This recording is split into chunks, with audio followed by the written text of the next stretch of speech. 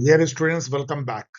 ये सीरीज जो कि यूपी असिस्टेंट प्रोफेसर के मल्टीपल पेपर मुझे अंकित मेरे स्टूडेंट ने दिया है। ऑफ कोर्स वो बाइलिंगुअल है, कुछ तो केवल हिंदी में है, लेकिन फिर भी मैं कोशिश कर रहा हूं कि अपने उन सभी स्टूडेंट के लिए जो यूपी असिस्टेंट प्रोफेसर एग्जाम दे रहे हैं, जो होने वाली है हाल में ही, काफी वैकेंसीज हैं, उसमें उनको कुछ फायदा हो। ये पेपर 2016 का है। हालांकि ये पेपर पुराना है, लेकिन इसमें बहुत सारे ऐसे क्वेश्चन हैं जो आपको आगे आने वाले एग्जाम और खास करके इस एग्जाम के लिए आपको हेल्प करेंगे। यदि आप सोच रहे हैं कि सर क्या बोल रहे हैं, तो आप देखना शुरू कर चुके हैं पॉल साइंस हेल्प चैनल, जो एक छोटा सा प्रयास है रिसर्च बेस्ड नॉलेज शेयर करने का सोशल साइंस में, पर्टिकुलरली अभी तो पॉलिटिकल साइंस में, और वो भी एग्जामिनेशन पर्पस से। ये जो सीरीज है PYQA, जो सबसे पॉपुलर सीरीज है इस प्लेटफॉर्म पे, उस पे हम पास्ट ईयर पेपर को एनालाइज करते हैं। It is not a simple analysis. इसमें होती है ढेर सारे एडिशनल इंफॉर्मेशन और आगे आने वाले एग्जामिनेशन के लिए थोड़ी बहुत टिप्स। चलिए शुरुआत करते हैं यूपी असिस्टेंट प्रोफेसर के actual question paper 2016 political science. Let us. इससे पहले कि क्वेश्चन आंसर का दौर करें शुरू, आपको जानना चाहिए और मुझे बताना चाहिए कि यदि आप जून 2026 साइकिल की दे रहे हैं पॉलिटिकल साइंस या आईआर फर्स्ट टाइम, आपको पता होना चाहिए कि आईआर के लिए सेपरेट बैच चल रही है। ऑफ कोर्स उसमें बहुत स्टूडेंट ने ज्वाइन ही नहीं किया और बहुत मुश्किल उस बैच को चलाने में हो रही है। मैं बहुत हैरान हूं कि कैसे स्टूडेंट उसको नहीं एक्सेप्ट कर रहे हैं, जबकि उसके लिए काफी डिमांड आई थी। पॉलिटिकल साइंस एज यूजुअल चल रहा है। यहाँ आपको मैं ये भी बताना चाहता हूँ कि पॉलिटिकल साइंस जो बैच है वो उतना ही इंपॉर्टेंट है सेट, असिस्टेंट प्रोफेसर, PSC +2, उन सब एग्जाम के लिए भी। यदि आप इसको ज्वाइन करना चाहते हैं, दोनों बैचेज में से किसी को अलग अलग या दोनों को भी ज्वाइन कर सकते हैं, जिसमें कि दोनों पेपर 1 पेपर 2 के मॉक्स कवर किए जाएंगे। ये भी जस्ट शुरू हुआ है, तो आप ज्वाइन कर सकते हैं। वैसे भी कभी भी ज्वाइन करें, आपको रिकॉर्डेड जो है सेशन मिलते हैं और लाइव, बिल्कुल आपके लिए एक्सक्लूसिव लाइव और ऑफलाइन भी आपको मॉक मिलते हैं। So you are losing nothing. कोई भी कभी भी ज्वाइन कर सकता है, इस टाइप का प्लेटफॉर्म है। You are not losing anything. यदि आप इसको ज्वाइन करना चाहते हैं, तो आप मेल कर सकते हैं अपनी detail, name, Telegram ID and mobile number and subject also, क्योंकि मल्टीपल सब्जेक्ट है, at paulsciencehelp@the rate of paulsciencehelp.in। गौर से देखिए इस मेल आईडी को, बिल्कुल सही है, स्पेलिंग सही ढंग से। और यदि मेरे स्टूडेंट CUET PG के बाहर जो कॉलेजेज हैं, जो CUET PG को नहीं मानते, यदि वो दे रहे हैं, लाइक जामिया, जामिया के कई एग्जाम हैं, आईआर हैं, पॉल साइंस हैं, पबैड हैं, सिपेट, ओडिशा, AMU, CPG और साउथ, उनके लिए गोल्डन अपॉर्चुनिटी है एक स्ट्रक्चर्ड वे में तैयारी करने की। जो कोर्स ऑन है, अभी ज्यादा दिन शुरू हुए नहीं है, और आपको पता है जिस तरह के प्लेटफॉर्म, उससे कोई फर्क ही नहीं पड़ता कि आप कब ज्वाइन करते हैं, क्योंकि पुराने, जितने पुराने मीन्स जो अभी तक के जो मॉक हुए हैं, वो आपको लाइव सीधा मिलते हैं, आपको कोई लॉस नहीं होता है। इसके अलावा ये सब्जेक्टिव जो पार्ट है JMI के IR की, उस पे भी आपको गाइडेंस दी जाएगी। आप इस मोबाइल, टेलीग्राम और नेम जो है इस मेल आईडी पे भेजे, paulsciencehelp@the rate of gmail.com पर। यदि आप UGC नेट दे रहे हैं, तो ये बुक, यदि ऑब्जेक्टिव पॉलिटिकल साइंस किसी भी बुक के लिए, और UGC नेट के लिए स्पेसिफिक 1000 बेस्ट MCQ, यदि साउ दे रहे हैं, तो आपको एक यूनिक बुक मिलती है जो कहीं आपको नहीं मिलेगी। और यदि आप जामिया की या सीपेट दे रहे हैं या CPG दे रहे हैं, AMU, तो आपके लिए ये गोल्डन बुक है। ये बुक्स जो है सभी अमेजन पे मिलते हैं। अमेजन पे नोशनल प्राइस, मतलब इतनी कम में कि आप हैरान रह जाएंगे। ऑफ कोर्स वो किंडल वर्जन है जिसको आप ऑनलाइन पढ़ते हैं, अब तो सभी ऑनलाइन ही बुक पढ़ते हैं। आप अमेजन पे जाएं, वहां पॉल साइंस हेल्प लिखें, आपको सारी बुक दिखेंगी, लेकिन इसकी डायरेक्ट क्लिकेबल लिंक भी डिस्क्रिप्शन बॉक्स में मिलेंगे। अब आइए क्वेश्चन आंसर का दौर करते हैं शुरू, और इसके पहले, जैसा मैं हर वीडियो में करता हूं, PYQA वीडियो में, ओवरऑल ये पेपर कैसा है। ये पेपर थोड़ा सा एक टिंज ऑफ बिटरनेस आपको छोड़ जाता है, मतलब मेहनत नहीं किया है इसके सेटर ने। कुछ क्वेश्चन तो ठीक है, अच्छे हैं, लेकिन बहुत सारे क्वेश्चन जो ऐसे पूछते हैं ना, ये किसने कहा, वो किसने कहा, इसका कोई डेफिनेट आंसर नहीं होता है। वो किसी बुक से जो है पिकअप कर लेते हैं, उस बुक में भी पता नहीं उस थिंकर के बारे में क्या कहा गया, और उस टाइप की बातें कई थिंकर कह सकते हैं। मोस्ट बेकार टाइप ऑफ जो क्वेश्चन होते हैं, और इन्होंने कम से कम ऐसे 7-8 क्वेश्चन पूछ दिए हैं। इसके अलावा कुछ कुछ एरर भी मुझे लगता है कि है। कुछ क्वेश्चन तो बिल्कुल ही अनावश्यक है आज 10 साल के बाद, तो वो मैं आपको छोड़ दूंगा, और कहीं पे मैं क्वेश्चन मार्क इस टाइप पे करूंगा। इसका मतलब है कि आप थोड़ा इसको मैच कर लें। कुछ क्वेश्चन बेहद उपयोगी हैं, बहुत सारे क्वेश्चन उस पे हम करेंगे फोकस। फर्स्ट क्वेश्चन है, who opens Indian democracy as a relatively successful example of the global idea of democracy. अब हु ओपन्स, इस टाइप के क्वेश्चन, हु सेड, यहां से शुरुआत करते हैं, और ऐसे कई क्वेश्चन है। I will go with Atul Kohli, लेकिन इसका भी कोई डेफिनेट आंसर नहीं है। कई जगह आप देखोगे जेम्स मैनर भी यदि आप देते हो गूगल पे या चैट जीपीटी पे, तो आपको ये भी आंसर मिलेगा। लेकिन अतुल कोहली ने जो एक बुक लिखी थी, democracy and discontent, India's growing crisis of governability, इसको तो याद रखो। लेकिन इन्होंने जो है इस टाइप की बातें कई जगह इन्होंने कही है, शायद इसलिए मैं क्वेश्चन मार्क कर रहा हूं। दैट्स ऑल, बेकार क्वेश्चन। सेकंड देखिए, when was the panchayat extension to the schedule area act passed by parliament India. ये बेहद आसान क्वेश्चन अब हो गया है। इसको पेसा एक्ट कहते हैं, मैंने यहाँ दिया भी है। इसमें एक और इंफॉर्मेशन आपको जाननी चाहिए कि जो दिलीप सिंह भुरिया कमेटी बैठी थी, उसके रिकमेंडेशन पे ये पेसा एक्ट आई थी। पेसा एक्ट में बेसिकली क्या हुआ था कि जब 73rd अमेंडमेंट शुरुआत में लाई गई थी, तो ये ट्राइबल एरिया में इम्प्लीमेंटेबल नहीं थी। ट्राइबल एरिया दो तरह के होते हैं, फिफ्थ शेड्यूल एरिया, एक sixth schedule area. Fifth schedule area वो हैं जो कि जनरल स्टेट है, like Andhra Pradesh, Jharkhand and all, जिसमें कि ट्राइबल पॉपुलेशन काफी ज्यादा है। और सिक्स्थ शेड्यूल एरिया जो है नॉर्थ ईस्ट के 4 स्टेट हैं, असम, मिजोरम, मेघालय है, देख लीजिएगा, त्रिपुरा, चेक कर लीजिएगा। तो वो सिक्स शेड्यूल स्टेट है जहां पे कि बहुत ज्यादा ट्राइबल पॉपुलेशन बहुत ज्यादा है। तो उनमें ये लागू नहीं था। और पेसा एक्ट से जो है वो फिफ्थ शेड्यूल एरिया में एक्सटेंड हो जाती है। सिक्स शेड्यूल एरिया में तो नहीं होती है, क्योंकि वहां पे अलग व्यवस्था है जिसको ऑटोनमस डिस्ट्रिक्ट काउंसिल कहते हैं। तो ये इस थीम से, इस टॉपिक से बहुत सारे एमसीक्यू बन सकते हैं। उसमें से एक है कि ये पेसा एक्ट कब लागू हुई थी, 1996। नेक्स्ट क्वेश्चन देखो, which was the first state in India to establish the office of Lokayukta. अब तो इन 10 सालों में ये सब क्वेश्चन बहुत ही आम बन चुका है। वी ऑल नो कि ये स्टेट महाराष्ट्र है, लोकायुक्ता जहां पहली बार हुआ। Who was the chairman of committee of prevention of corruption. ये भी अब एक बहुत नोन क्वेश्चन बन गया है। सांता नाम कमिटी, जो कि प्रिवेंशन ऑफ करप्शन, मतलब एंटी करप्शन कमेटी थी। और यहाँ एक और क्वेश्चन बनता है कि इसी कमेटी के रिकमेंडेशन, ये 62 63 में बनी थी, 1962, और इसके रिकमेंडेशन पे 1964 में सीवीसी, सेंट्रल विजिलेंस कमीशन बनता है। ये एक इंपॉर्टेंट जो है इंफॉर्मेशन है, जिससे कि क्वेश्चन आते हैं। सीवीसी कब बना था, किसके रिकमेंडेशन पे, Santana committee. Which one of the following cabinet committee in India is described as super cabinet?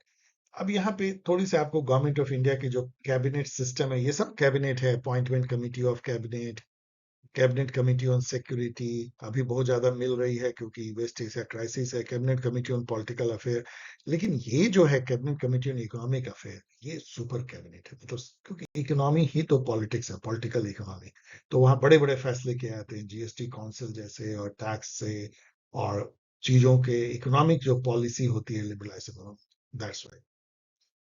When did Directorate of Public Grievance came into existence? ये सब रोट लर्निंग का क्वेश्चन है, लेकिन चलो ठीक है। एक मिनिस्ट्री है, ministry of personal pension and public grievance, उसमें एक डिपार्टमेंट है, department of public grievance and administrative reforms, dart PG कहते हैं वो। वहां पे एक डायरेक्टरेट है पब्लिक ग्रीवांस की, डीपीजी। ये सीधे प्राइम मिनिस्टर ऑफिस के अंतर्गत काम करता है, और ये 1988 में जो है केम इनटू एग्जिस्टेंस। यहाँ पे आप जाके अपनी जो शिकायत होती है उसको दर्ज कर सकते हैं, और काफी अच्छी कार्रवाई होती है। यदि आप गूगल पे लिखोगे डीपीजी या डायरेक्टरेट ऑफ पब्लिक ग्रीवांस, तो आपको आ जाएगी। अपनी शिकायत आप दे सकते हो, आप करके देखना। यदि आपको किसी भी गवर्नमेंट ऑफिस में कोई प्रॉब्लम है, तो आपकी समस्या का हल हो सकता है इससे। It is my great anxiety that the country we should have administrative integrity first, efficiency next, and economy third. ये किसने जो है कहा है, मतलब ये स्टेट की जो है, with these condition we will be able to build a happier society. Again ये मतलब ये सेटर ना घूम फिर के भी चला जाता है, ये किसने कहा है, वो किसने कहा। I simply hate this kind of question. तो इसका भी कोई एक आंसर तो है नहीं, लेकिन कई जगह ये जो है केस आता नाम है। और यहाँ इसलिए भी क्योंकि ये सबसे पहले एडमिनिस्ट्रेटिव इंटीग्रिटी को पहला वैल्यू देते हैं, मतलब करप्शन नहीं होनी चाहिए, इंटीग्रिटी हाई होनी चाहिए। तो एंटी करप्शन कमेटी के ही चेयरपर्सन ऐसा कह सकते हैं अपने रिपोर्ट में। सिटीजन चार्टर कब इंट्रोड्यूस हुआ? सबसे पहले किसी भी कंट्री में तो 1991 में जॉन मेजर थे इंग्लैंड के प्राइम मिनिस्टर, और यूके में होता है। इंडिया में जो है ये 1997 में होता है। उस समय में 1997 में खिचड़ी सरकार चलती थी, तो हो सकता है इंदर कुमार गुजराल या देवेगौड़ा जी प्राइम मिनिस्टर हुए। Which prime minister of India change the secretariat to the prime minister's office? अभी जो पीएमओ कहते हैं, प्राइम मिनिस्टर ऑफिस, जो कि सबसे पावरफुल एजेंसी है गवर्नमेंट ऑफ इंडिया में, या सेक्रेटरियल एजेंसी है, उसको बहुत सालों तक इंडिया की आजादी के बाद प्राइम मिनिस्टर सेक्रेटेरिएट कहते थे। वो कोई ऑफिस पीएमओ नहीं कहलाता था, लेकिन मुरारजी देसाई ने 1977 में उनके पीरियड में इसका नाम बदल करके कर दिया गया प्राइम मिनिस्टर्स ऑफिस। अब यहाँ पे देखो कि 4 ईयर हैं, और यहाँ पे कमेटी है पंचायती राज की committee, Ashok Mehta committee, we all know कि 1978 में बनाया था जनता पार्टी ने पंचायती राज के लिए। क्या इसको मैच हो जाता है? बी का 1, बी के 1 से ही देखो मैच हो जाता है। It is so so so easy. वैसे ये सभी मैच करने लायक है। 1991 में जो है न्यू इकोनॉमिक पॉलिसी आती है, 2009 में राइट टू एजुकेशन, बच्चों को 14 साल के बच्चों तक को फ्री एजुकेशन की गारंटी दी जाती है, और 2005 में right to information. Which article of the Indian Constitution direct the state to secure a social order for the promotion of welfare of the people?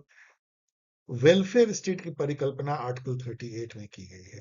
39 में जो है खास करके बी, और 39 सी में डिस्ट्रीब्यूटिव जस्टिस की बात की गई। ये तीनों बहुत ही अहम आर्टिकल हैं जो इंडिया को एक तरीके से welfare state with distributive justice declare करती है, आर्टिकल 38।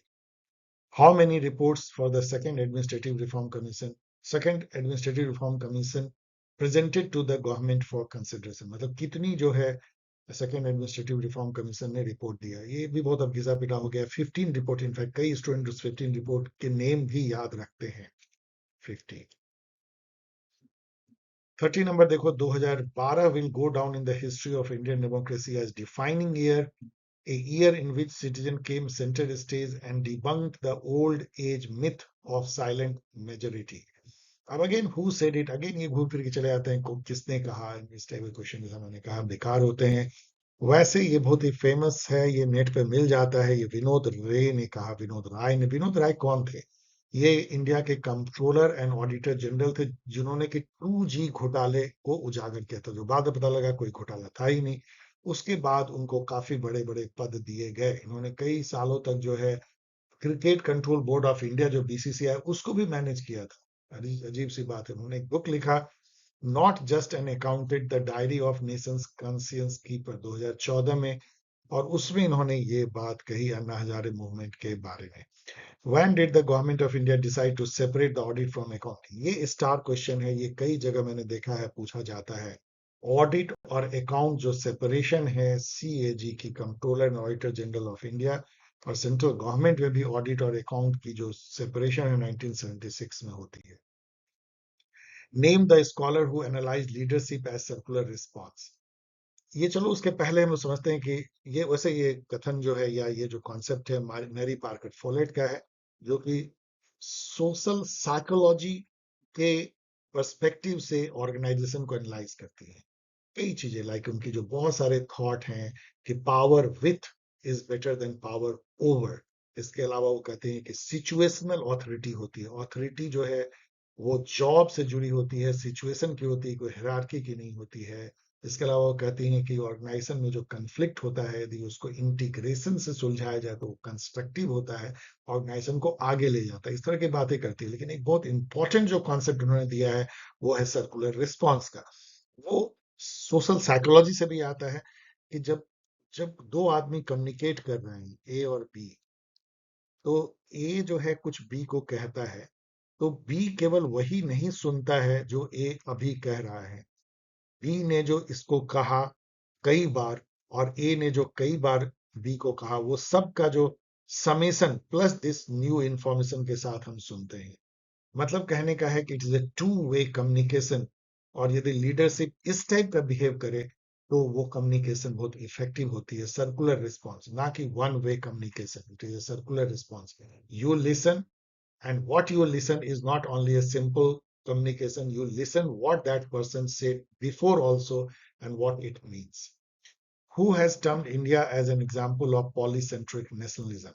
ये वही थिंकर हैं नेशनलिज्म के जिन्होंने इथनिक ओरिजिन ऑफ नेशन को हाईलाइट किया था, और उन्होंने इंडिया को कहा कि इसकी नेशनलिज्म किसी एक इथनिसिटी से नहीं आती है, कि ये हिंदू नेशन है, मुस्लिम नेशन है, सिख नेशन है, या किसी और टाइप के नेशन है. इसकी पॉलीसेंट्रिक जो है इथनिसिटी है या ओरिजिन है, polycentric nationalism. Anthony the Smith.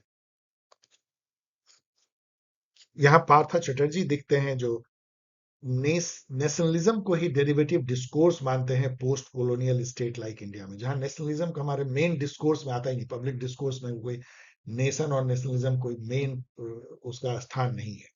जाति का है, क्षेत्र का है, रीजन का है, किस प्रदेश में रहते हैं वो है, ना कि nation.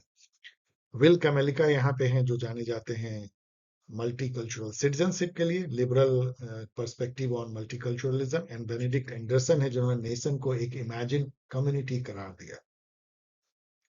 Uniting for piece resolution, जिसको कि यूएन जनरल असेंबली की 377 ए कहते हैं, ये रिजोल्यूशन ये था कि यदि सिक्योरिटी काउंसिल अपने वीटो स्ट्रक्चर के चलते कुछ ना कर पाए, कहीं शांति ना ला पाए, तो यूएन जनरल असेंबली हाथ पे हाथ धर के नहीं बैठेगा, वो खुद कोई एक्शन लेगा. काश आज यूनाइटेड नेशन जिंदा होता तो वो देखता कि ईरान और अमेरिका और इसराइल किस तरह लड़ रहे हैं और वो कुछ करता. लेकिन अब तो मरी हुई है. लीग ऑफ नेशन पहले मरी थी हम लोग के आंख के सामने, यूएन यूनाइटेड नेशन मरी हुई दिख रही है.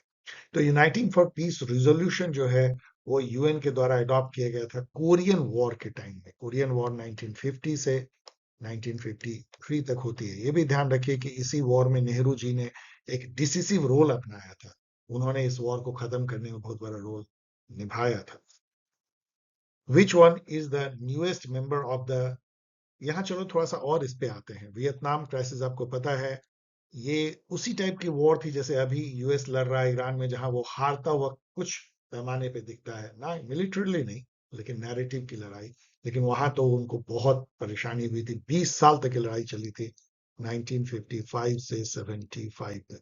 अमेरिका इसमें कूद पड़ा था 65 से 75 डायरेक्टली, और हार के वापस लौटा था. स्वेज क्राइसिस 1956 में हुई थी, जहां की वो हरमुज टाइप की ही कंडीशन हुई थी. जैसे अभी हरमुज लगभग बंद है, वैसे ही 10 सालों तक जो है स्वेज कैनाल जो है बंद रहा था, क्योंकि उस पर तानातानी ये थी कि इजिप्ट कहता था कि ये तो हमारे क्षेत्र से गुजर रही, इस पे हमारा अधिकार होना चाहिए, और अमेरिका उसी तरह से बात कर रहा था, अमेरिका और फ्रांस जैसे जैसे सॉरी ब्रिटेन और फ्रांस उसी तरीके से बात कर रहे थे. अभी अमेरिका कह रहा है कि उसको तो फ्री होना चाहिए, आप कैसे उसको अपना मान सकते हो. और अंत में वो इजिप्ट का ही हुआ.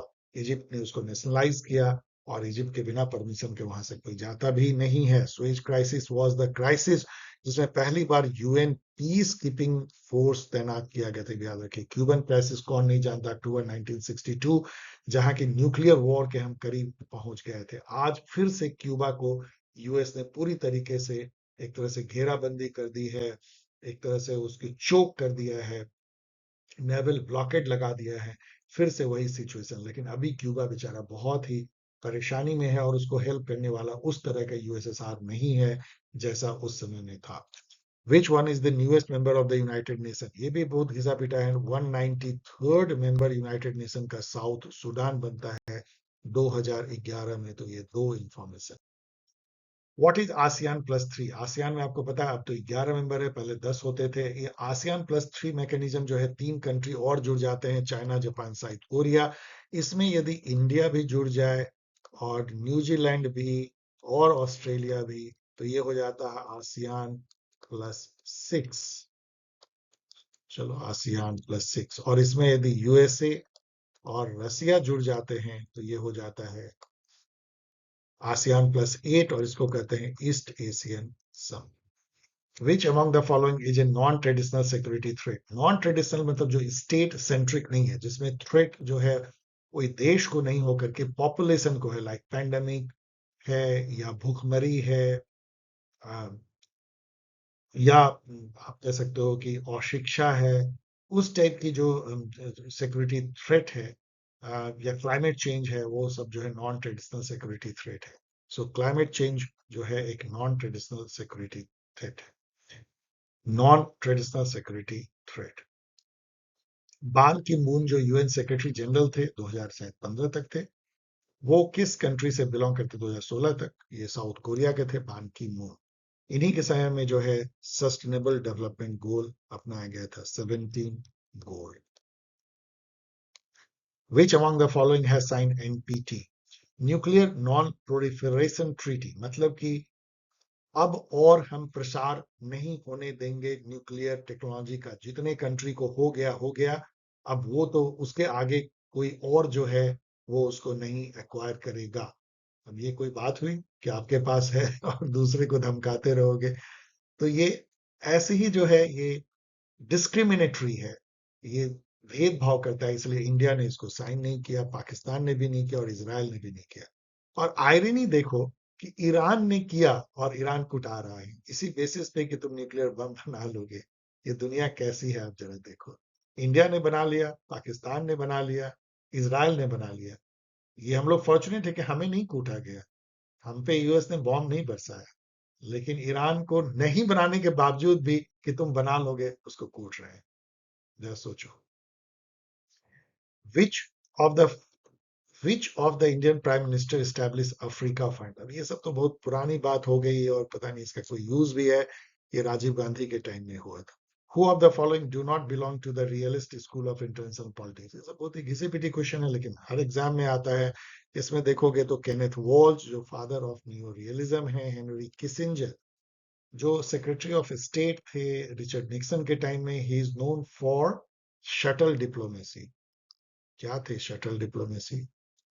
ये ये बात है 1973 सब की वॉर जब हुई थी, यम कूपर वॉर, और उस समय भी वेस्ट एशिया ऐसे ही जल रहा था। तो ये उस समय में हेनरी किसिंजर इतना ज्यादा फ्लाइट लेते थे अमेरिका से, और वो जैसे कतर में जो है वो चाय पी रहे हैं, तो बहरीन में जो है वो नाश्ता कर रहे हैं, तो रियाद में जो है भोजन कर रहे हैं, उसको शटल डिप्लोमेसी कहा गया था। फ्रांस मर्गनथाउ जो कि फादर है क्लासिकल रियलिज्म के मॉडर्न टाइम्स में। अल्फ्रेड जिमर्न जो है ये एक लिबरल थिंकर है, in fact moral idealist during the inter war period. इन्होंने एक बहुत फेमस बुक लिखा था, the league of nation and the rule of law.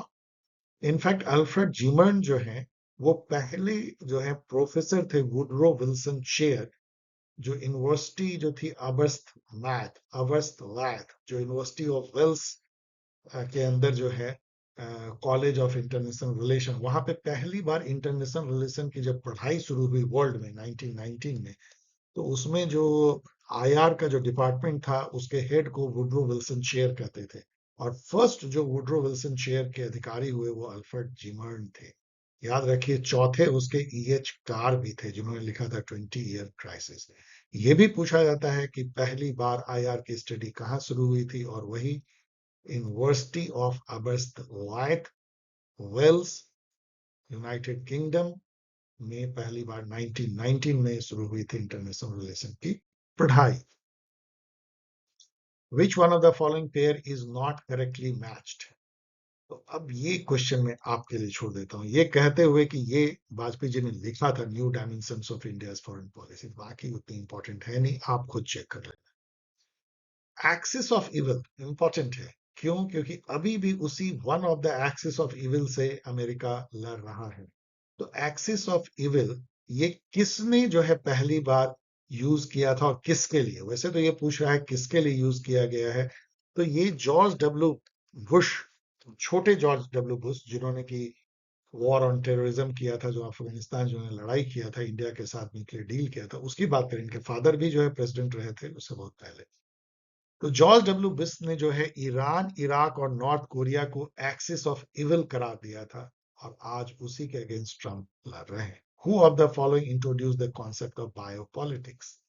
बायोपॉलिटिक्स का मतलब ये होता है कि कैसे पॉलिटिक्स और गवर्नमेंट पॉपुलेशन के बायोलॉजिकल फीचर को कंट्रोल करती है। कैसे आप जो है चाइल्ड कितनी होनी चाहिए, बर्थ कंट्रोल, नसबंदी, फिजिकल फीचर्स कैसे होने चाहिए। मान लो गवर्नमेंट ये कह दे कि यदि जिसका भी कमर का घेरा इतने से अधिक होगा उसको वो इंसेंटिव बंद कर दी जाएगी एंड लाइक दैट। और 2 बच्चे से अधिक होगा तो आप चुनाव नहीं लड़ पाओगे, वोट नहीं दे पाओगे, या यदि नसबंदी कराते हो तो आपको कुछ इंसेंटिव मिलेगी। ये सब बायो पॉलिटिक्स है। और इस पे जो है एक बुक ही लिखा है मिशेल फुको ने, जो कि पोस्ट स्ट्रक्चरलिस्ट या पोस्ट मॉडर्निस्ट थिंकर है। The birth of biopolitics 1979।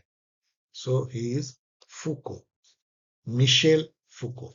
यहाँ देखते हैं जेम्स बर्नहम, जो जाने जाते हैं मैनेजरियल रिवॉल्यूशन के लिए। ये मार्क्सिस्ट थिंकर थे जिन्होंने कि मार्क्सिज्म और इलीट थ्योरी को एक तरह से सिंथेसाइज किया था। फुकुयामा यहाँ दिखते हैं बहुत famous end of history thesis के लिए। End of history, end of history and the last man. The idea of class of civilization was first used by, we all know class of civilization 1996 की book है Samuel Huntington की, जिसमें वो कहते हैं कि 21st सेंचुरी का war जो है वो नॉट बिटवीन नेशंस होगा बट बिटवीन कल्चर और सिविलाइजेशन होगा। The propounder of the principle of relative autonomy of the state is, ये एक वेग क्वेश्चन है क्योंकि इसमें ग्रिम्स्ची भी हो सकते हैं और ऐसे देखा जाए तो राल्फ मिलिबेंट भी हो सकते हैं, लेकिन इसमें ज्यादा कंफ्यूजन नहीं है क्योंकि यदि रिलेटिव ऑटोनॉमी का कोई इन दोनों में चुनना हो तो डेफिनेटली आई विल चूज ग्रामिस्ची। वैसे सबसे जो बड़े थिंकर रिलेटिव ऑटोनॉमी के हैं वो है लुई अल्थुजर और निकोलस पोलंजा। लेकिन वैसे तो मार्क्स ने ही रिलेटिव ऑटोनॉमी एक कॉन्सेप्ट देते। रिलेटिव ऑटोनॉमी का मतलब क्या होता है आपको बेस और सुपर स्ट्रक्चर पता होगा। बेस मतलब economic structure, mode of production, relation of production, कौन जो है इकोनॉमिक फील्ड में डोमिनेट करता है। और सुपर स्ट्रक्चर मतलब state, law, life, media, art, craft and all, जो जो उसके ऊपर बेस है, बेस के ऊपर है। जैसा बेस वैसा ही रिफ्लेक्टेड होगा। तो उसमें ये था कि जो स्टेट है क्या वो पूरी तरीके से जकड़ा हुआ है इस इकोनॉमिक स्ट्रक्चर का, एक तरह से डिटरमाइन होता है वो स्टेट उससे कि जो यहाँ पे रूल करेगा इकोनॉमिक स्ट्रक्चर में वही स्टेट को चलाएगा। तो वो इनका कहना था मार्क्स का कि नहीं, एक रिलेटिव ऑटोनॉमी तो होती है बहुत कारणों से, अभी मैं डिस्कस नहीं कर रहा हूँ, लेकिन लुई अल्थुजर ने उसको बहुत और पैमाने पर पहुंचाया, निकोलस पोलंजा ने। ग्रामेस्ची भी कुछ कुछ रिलेटिव ऑटोनॉमी की बात करते हैं इन डिफरेंट पर्सपेक्टिव। उनका बेसिकली था कल्चरल हेजोमनी के पर्सपेक्टिव में। The distinction between legal and political sovereignty was made by, again ये एक वेग क्वेश्चन है लेकिन कई जगह आपको मिलेगा कि ये एवी डाइसी ने जो है लीगल और पॉलिटिकल सॉवरेंटी के बीच में डिफरेंस किया था। यदि आपको एग्जांपल के साथ बताएं तो लीगल सॉवरेंटी इंडिया में कॉन्स्टिट्यूशन में वेस्ट करती है, that is the legal sovereignty. और जो पॉलिटिकल सॉवरेंटी है वो हम पीपल में वेस्ट करती है। ऑलवेज जो पॉलिटिकल सॉवरेन होता है वो लीगल सॉवरेन के ऊपर होता है। Legal sovereign always political sovereign के ऊपर सर झुकाता है। Which of the following subject is not included in Plato's education of philosopher? तो अभी यहाँ पे चलो ये भी देख लो, इस क्वेश्चन का है। एवी डाइसी ने एक बुक लिखा था introduction to the study of the law of the constitution 1885। 1885 वही ईयर है जब भी कांग्रेस का बर्थ होता है इंडिया में। प्लेटो इसमें से कौन सी एजुकेशन फिलोसफर की इनको नहीं कराते थे? तो इसमें से अलजेब्रा का नहीं कराते, मोस्ट प्रोबेबली अलजेब्रा का नहीं कराते, फिर भी मैं मेमोरी से बोल रहा हूँ इसलिए मैं क्वेश्चन मार्क कर रहा हूँ। अर्थमेटिक, एस्ट्रोनॉमी और हार्मोनिक्स की तो कराते थे, तो चेक कर लेना। I belong to that class which takes that stand on democracy which seeks to destroy the monopoly in every shape and form। तो आप हिंदी में पढ़ भी सकते हैं। तो बेसिकली मतलब वो ये कह रहे थे मैं तो दलित कास्ट से आता हूँ, उस क्लास से आता हूँ, तो हम किसी भी तरह के मोनोपोली को उखाड़ फेंकना चाहते हैं। ये बात जो है अम्बेडकर ने राउंड टेबल कॉन्फ्रेंस में कहा था जो 1931 से लेके 32 तक हुई थी 3 बार। और उसमें तीनों राउंड टेबल में अम्बेडकर जी भाग लेते हैं, गांधी जी केवल second round table conference.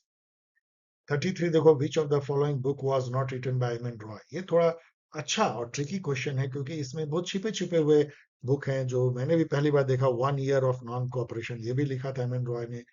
India's problem and solution ये भी लिखा है। इंडिया इन ट्रांजिशन, तो बहुत फेमस बुक है। लेकिन इंडिया टुडे जो है वो रजनी दत्त की है, तो ये आपको ऑड वर्ड आउट है, ये इनके द्वारा नहीं है, एम एन रॉय के द्वारा। एम एन रॉय आपको पता है ना, जाने जाते हैं रेडिकल ह्यूमनिज्म के लिए।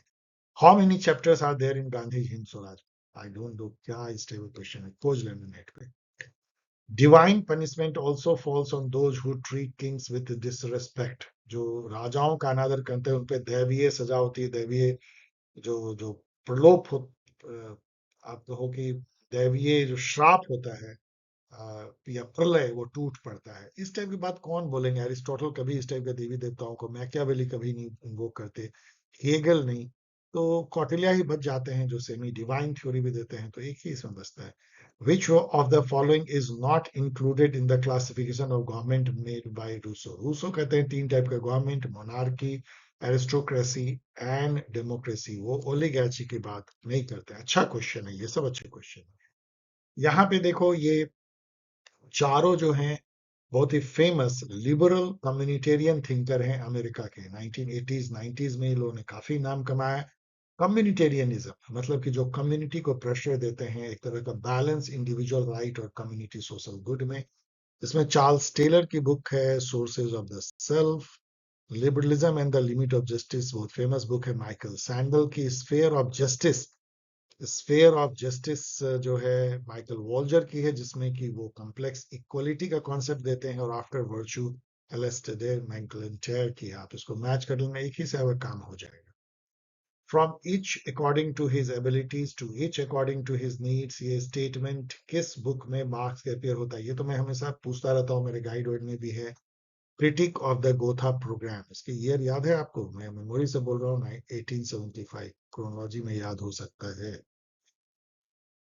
ओके, इसका मायने भी आप समझ सकते हैं।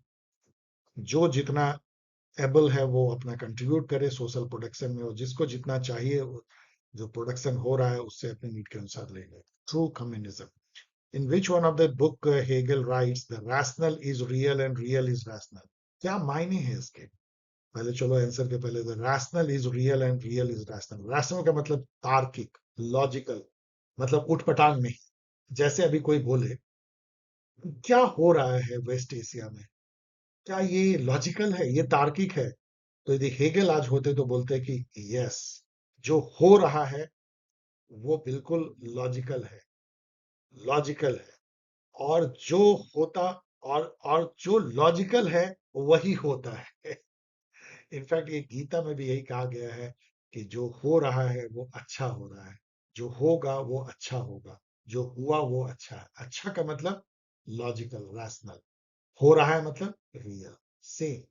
मतलब इसके कहने का मतलब है कि कुछ भी चीज अनायास नहीं होता। आज जो वेस्ट एशिया में हो रहा है वो शायद सैकड़ों सालों से वैसा होने का रचा जा रहा था, और आज वो मैनिफेस्ट हो रहा है।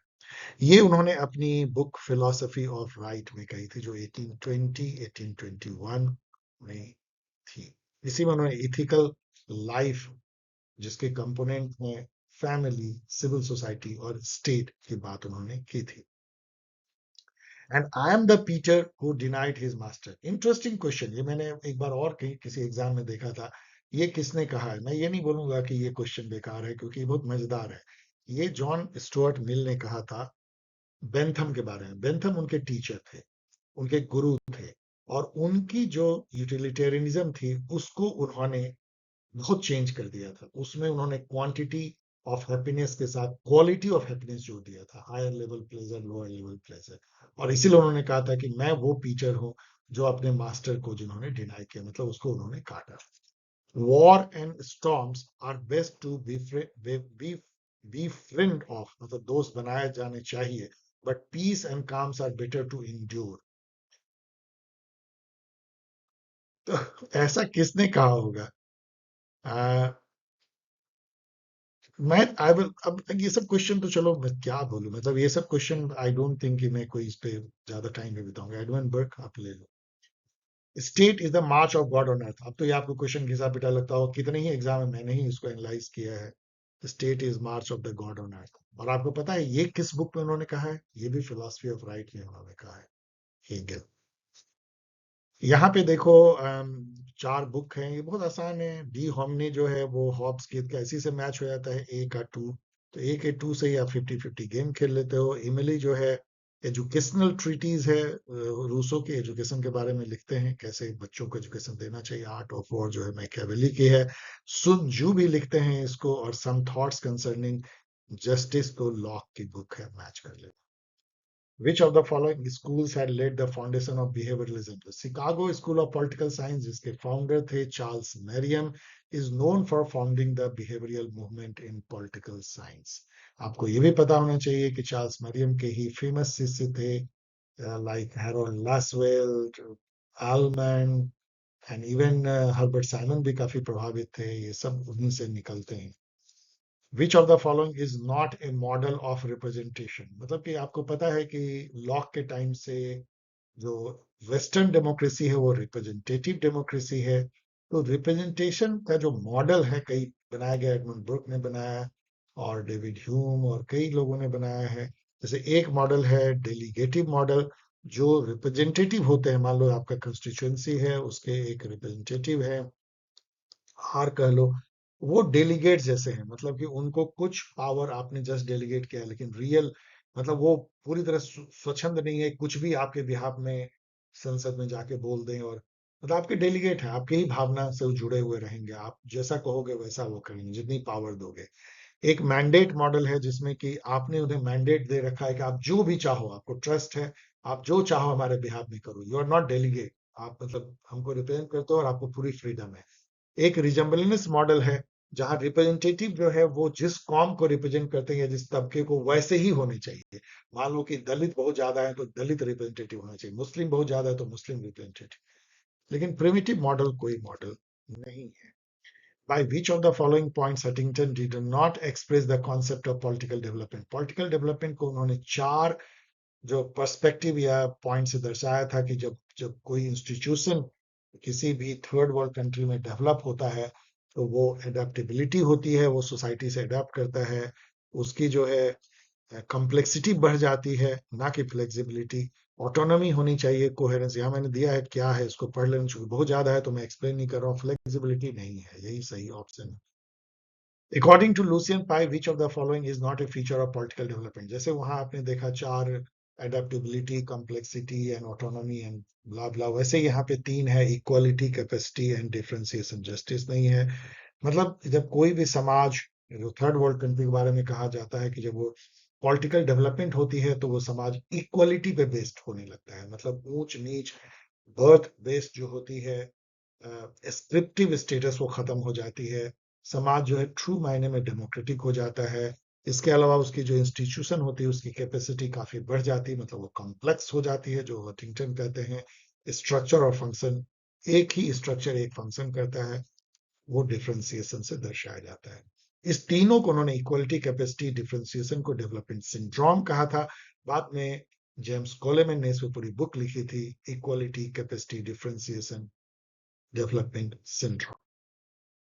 Which of the following is not a feature of liberal democracy? Liberal democracy जो लॉक के टाइम से चली आ रही, जो लॉक उसके फादर कह सकते हैं, रूल ऑफ लॉ पे आधारित है, फंडामेंटल राइट सिटीजन को मिलते हैं, पॉलिटिकल पावर डिवाइड होती है, legislature, judiciary, executive and all. Committee bureaucracy नहीं है, कमिटेड, यहाँ पे यहाँ सही है, committed. Committed bureaucracy, committed bureaucracy बिल्कुल गलत है। कमिटेड ब्यूरोक्रेसी का मतलब committed to the government of the day. अब आपको सोच के लगेगा कि भाई ब्यूरोक्रेसी तो गवर्नमेंट ऑफ द डे से कमिटेड होनी चाहिए। नो, इसका मतलब क्यों? क्योंकि गवर्नमेंट ऑलवेज, किसी भी डेमोक्रेसी में गवर्नमेंट एक पार्टी की होती है, और पार्टी जो होता है एक पर्टिकुलर आइडियोलॉजी से पे बेस्ड होती है। तो गवर्नमेंट भी उस समय में एक पर्टिकुलर आइडियोलॉजी को फॉलो करने लगता है। लेकिन जो ब्यूरोक्रेसी है वो उस आइडियोलॉजी से अलग होना चाहिए, उसको न्यूट्रल होना चाहिए। क्योंकि कल को एक दूसरी पार्टी गवर्नमेंट आएगी, फिर क्या करोगे? फिर आपके आपने हमेशा आइडियोलॉजी बदलते रहोगे। आपको अपने सीधे रास्ते पे रहना है। आपको स्टेट और पीपल के प्रति जो है प्रतिबद्ध होना है, ना कि इस जो गवर्नमेंट उस समय की है उसके। गवर्नमेंट आते हैं और जाते हैं। Which is not a primary function of political system?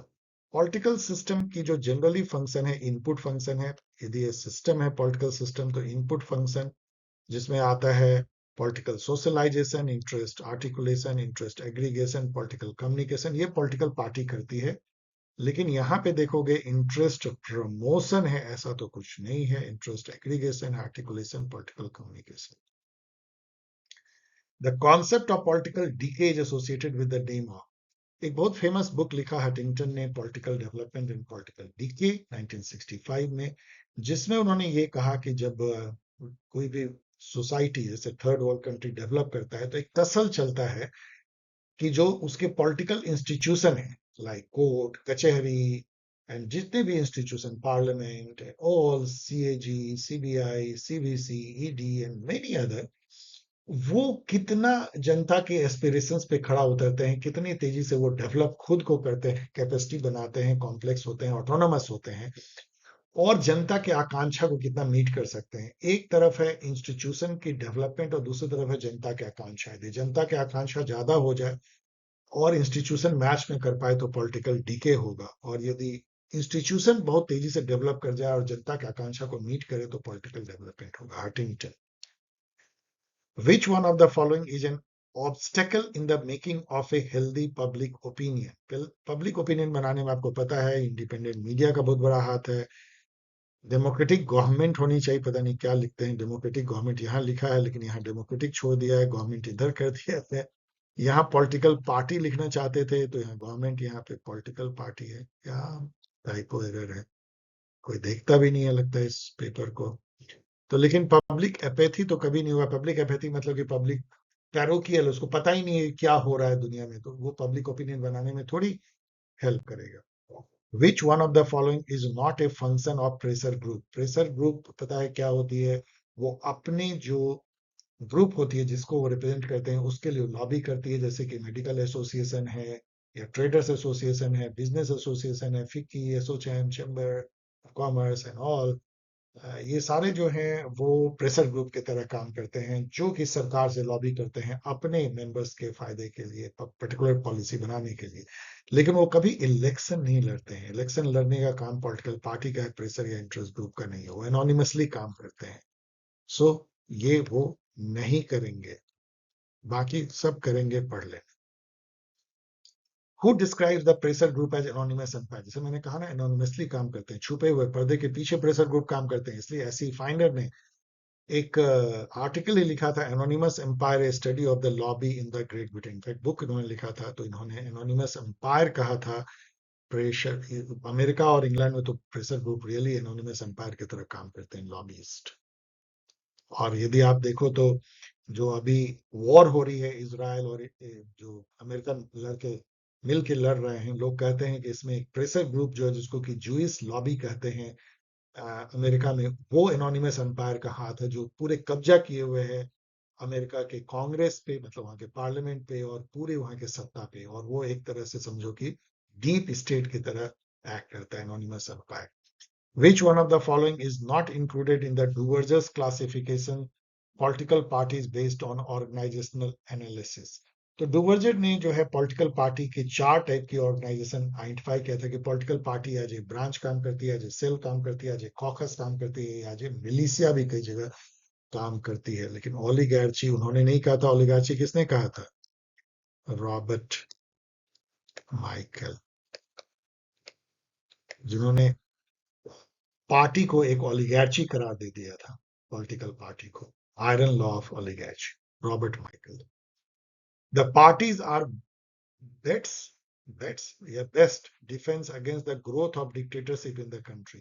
किसने कहा? अब ये मैं बिल्कुल आप पे छोड़ देता हूँ। ये इतने डिफरेंस हैं, कहीं पे ये आएगा, कहीं पे कुछ लॉर्ड ब्राइस आता है, एरोल लास्की भी आता है। आप खुद खोज लेना और भूल जाना, इसको जरूरत ही नहीं है। Who is not associated with the theory of political communication? ये अच्छा क्वेश्चन है, लेकिन ये अगेन ये भ्रामक क्वेश्चन है, क्योंकि इसमें ना तो जीन ब्लॉन्डल और ना ही बेंजामिन स्टेवर्स, ये दोनों नहीं मिलते हैं कि इन दोनों ने कोई खास काम किया है। सो आई डोंट नो इन दोनों में से किसको चुनना चाहिए। I would have gone with Jean Blondel, जो कि डेफिनेटली नहीं जाने जाते। कार्ल ड्यूस और रिचर्ड स्नाइडर पॉलिटिकल कम्युनिकेशन के लिए जाने जाते हैं। रिचर्ड स्नाइडर जो है वो डिसीजन मेकिंग के लिए भी जाने जाते हैं। कार्ल ड्यूस ने जो है बहुत फेमस बुक लिखा था, नर्व्स ऑफ गवर्नमेंट, जो कम्युनिकेशन थ्योरी जिसको कि साइबरनेटिक्स भी कहते हैं उस पे based. Who said politics is the authoritative allocation of value? 2016 में ये बहुत नया क्वेश्चन होगा, अभी तो सबको पता है, ये डेविड ईस्टन ने कहा है।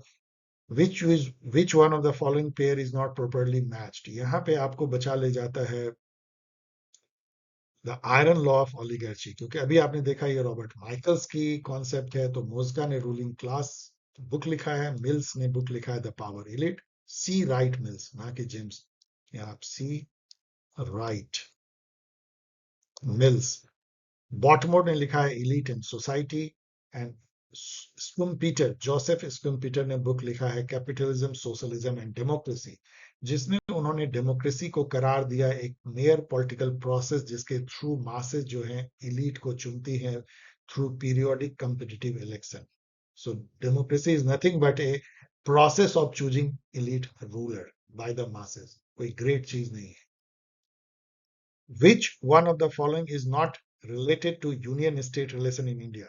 तो राजमन्नार कमेटी 1969 में डीएमके की गवर्नमेंट होती है तमिलनाडु में, और वो सेटअप करती है Rajamannar committee centre state relation पे। बड़ी अजीब सी बात है कि एक स्टेट सेटअप करता है committee to study center state relation.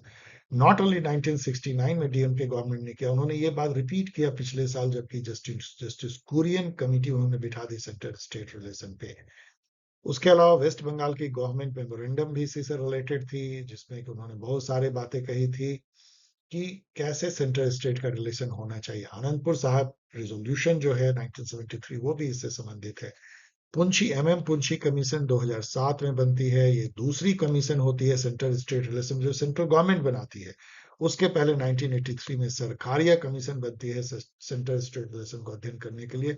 Tarkunde commission जो है वो इलेक्टोरल रिफॉर्म की कमीशन थी, 1974 में जयप्रकाश नारायण जी के कहने पे बनाया गया था। इसका कोई नाता सेंट्रल स्टेट रिलेशन से नहीं है। 60 नंबर क्वेश्चन देखो, which state has an ombudsman for government of India? ये क्या है? और यह हिंदी में सही है, भारत के किस राज्य में स्थानीय शासन के लिए ओम्बड्समैन है? स्थानीय शासन मतलब लोकल गवर्नमेंट। तो आप देख सकते हो कि यूपी की इस एग्जामिनेशन लेने वाली, और ये पीएससी ले रही है, पब्लिक सर्विस कमीशन, उसकी क्या बदहाली है कि हिंदी में लिखा है स्थानीय शासन, यहाँ लिखा है गवर्नमेंट ऑफ इंडिया। कितने इसमें टाइपो एरर है। ये शो करता है कि हमारी जो टेस्टिंग एजेंसी है वो बच्चों के भविष्य को कितना अहमियत देती है, और या पूरी गवर्नमेंट ही बच्चों के भविष्य को कितनी अहमियत देती है। कोई देखने वाला नहीं है, इतनी मोटी मोटी तनख्वाह लोग पाते हैं होंगे इस पीएससी में, लेकिन इस पेपर को कोई चेक करने वाला नहीं है, कोई मॉडरेटर नहीं है कि देखो हिंदी में क्या लिखा है, अंग्रेजी में क्या लिखा है। और बच्चे इसमें बेचारे 2 नंबर नहीं पाएंगे, कोई नहीं देख पाएगा हिंदी अंग्रेजी में मिलान, तो वो जो है असिस्टेंट प्रोफेसर बनने से रह जाएगा। ये हमारी एजुकेशन की हालत है, हमारी सीरियसनेस है। तो शेम। ओके, सो केरला जो है वो एक ऐसी स्टेट है जहां पे कि स्थानीय शासन के लिए ओम्बड्समैन है। वैसे तो ओम्बड्समैन लोकपाल इंडिया के लिए ही क्या कर रहा है, लेकिन चलो, केरला एक ऐसा है जहां पे कि इवन पंचायती राज या लोकल गवर्नमेंट म्यूनिसिपैलिटी के लिए भी ओम्बड्समैन है। बहुत फेमस क्वेश्चन है ये। Who of the following was not a member of cabinet mission in India? Cabinet mission जो थे उसके 3 मेंबर थे, Stafford Cripps, Patrick Lawrence and Alexander, A V Alexander. ये बहुत फेमस थे। स्टैफर्ड क्रिप्स तो क्रिप्स मिशन में भी आए थे। साइमन जो है वो साइमन कमीशन के हैं, वो इससे रिलेटेड नहीं है। कैबिनेट मिशन 1946 में आई थी, और ये एक अंतिम प्रयास था इंग्लैंड का इंडिया को एक रखने का। यदि उस वो कमीशन ने जो कहा था, यदि वो आज हम मान लेते, शायद, सॉरी कि मेरी मैप इंडिया की बहुत ही बेकार है, सॉरी, उसमें उन्होंने ये कहा था कि ये group A, group B, group C, चलो इस टाइप बनाते हैं, ग्रुप ए बी सी हो सकता है, मैं नेम अलग बोल रहा हूँ। उसमें उन्होंने कहा था कि ये जो है ये 2 मुस्लिम बहुल हैं और ये हिंदू है, ये तीनों जो है 3 फेडरेशन, फेडरल यूनिट हो जाए, और तीनों मिलके एक इंडियन फेडरेशन बनाए, उन्होंने ये कहा था। लेकिन बहुत सारी बातों पे ये टूट गया, और यदि ये एक होता तो अभी इंडिया, बांग्लादेश और पाकिस्तान एक कंट्री होता। Which one of the following was not a member of Nehru? And can you believe, यदि हम तीनों एक होते तो शायद हम अभी तक शायद सुपर पावर भी हो सकते थे। क्योंकि हम बहुत बड़ी कंट्री होते, और जितनी बड़ी कंट्री, जितनी पॉपुलेशन, उतनी पावर है, आपको पता है। और यदि सब ठीक से हुआ होता तो शायद हम चाइना से आगे भी बढ़ सकते थे। Which one of the following was not a member of Nehru committee? Nehru committee 1928 में बनती है, जो कि इंडिया की कॉन्स्टिट्यूशन को इंडियन लोगों के द्वारा बनाने की एक कवायद थी। ये क्वेश्चन भी गलत है, क्योंकि इसमें सुभाष चंद्र बोस भी मेंबर होते हैं, बाद में शायद वो निकल जाते हैं। इसमें जवाहरलाल नेहरू भी होते हैं, वो इस कमेटी के सेक्रेटरी होते हैं, मोतीलाल नेहरू इसके चेयरपर्सन होते हैं, अली इमाम भी होते हैं। आई डोंट नो इसके क्या ये सोच के उन्होंने दिया है, ये भी कुछ एरर मुझे लगता है। 63 the Khilafat movement in India was related to which of the following Muslim country? ये उस समय ऑटोमन टर्क एम्पायर थी, वर्ल्ड वॉर वन के बाद वो ढह गई थी, और इंग्लैंड ने वहां पे जो जो खलीफा की जो इंस्टीट्यूशन थी, खलीफा पूरे मुस्लिम वर्ल्ड का जो है वो एक तरह से पोप होता था, जैसे पोप वैसे खलीफा, उसको, उस संस्था को या उस इंस्टीट्यूशन को उन्होंने खत्म करने की घोषणा कर दी। और इसके अगेंस्ट में इंडिया में अली ब्रदर्स जो थे, शौकत अली और मोहम्मद अली, वो दोनों भड़क उठते हैं, पूरे मुस्लिम भड़क उठते हैं। और गांधी जी को लगता है कि यदि हम मुस्लिमों का साथ दें तो मुस्लिम भी हमारा साथ देंगे, और हिंदू मुस्लिम मिल के अंग्रेजों से लड़ेंगे। तो वो खिलाफत मूवमेंट की अनुशंसा करते हैं, कांग्रेस अपनाता है। तो वो टर्की, उस समय तक तुर्की, जो अभी तुर्की कहलाता है, वो जो ऑटोमन टर्क एम्पायर का वो एक सक्सेसर स्टेट था, तो वहां पे खलीफा की जो पदवी थी उसको खत्म कर दिया गया था। तो उससे रिलेटेड ये था खिलाफत मूवमेंट। हंटर कमिटी दो बार आई है, एक बार तो हंटर कमीशन आई है 1880s में जो एजुकेशन पे थी, एक बार हंटर कमिटी आई है जो जालियांवाला बाग मैसेकर हुआ था जनरल ओडायर के द्वारा, उसके निरीक्षण के लिए ये थी।